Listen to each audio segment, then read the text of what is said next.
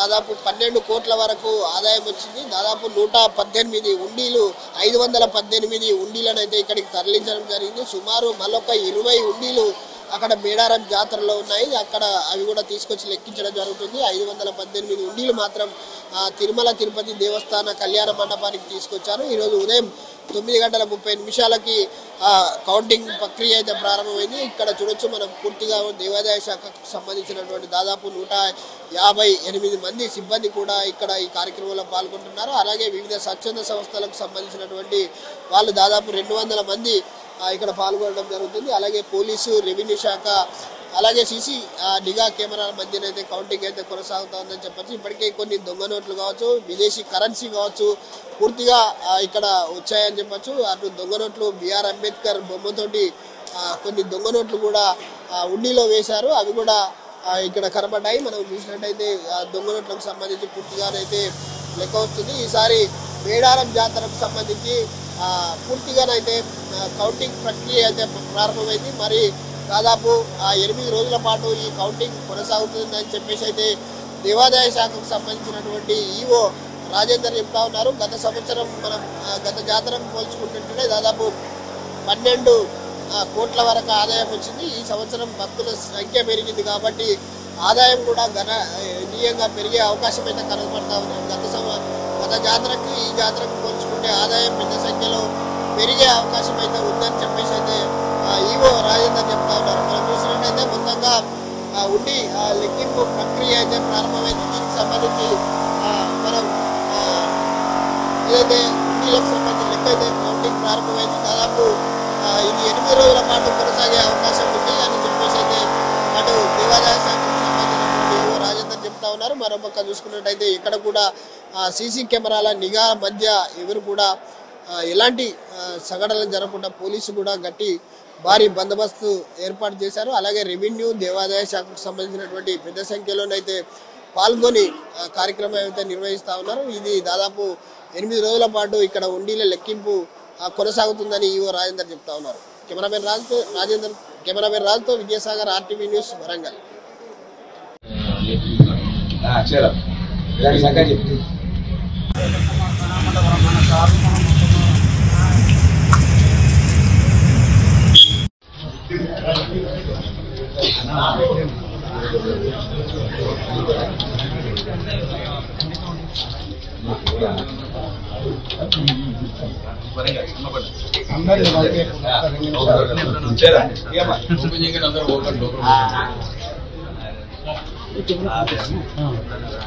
శ్రీకాంత్ అవి పట్టుకొని ఉండు, అది ఇద్దరిని రమ్మను. కొంచెం సైట్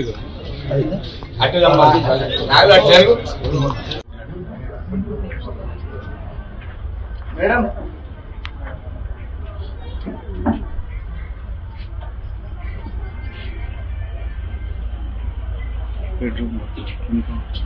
మేడం ఏసీ వరంగల్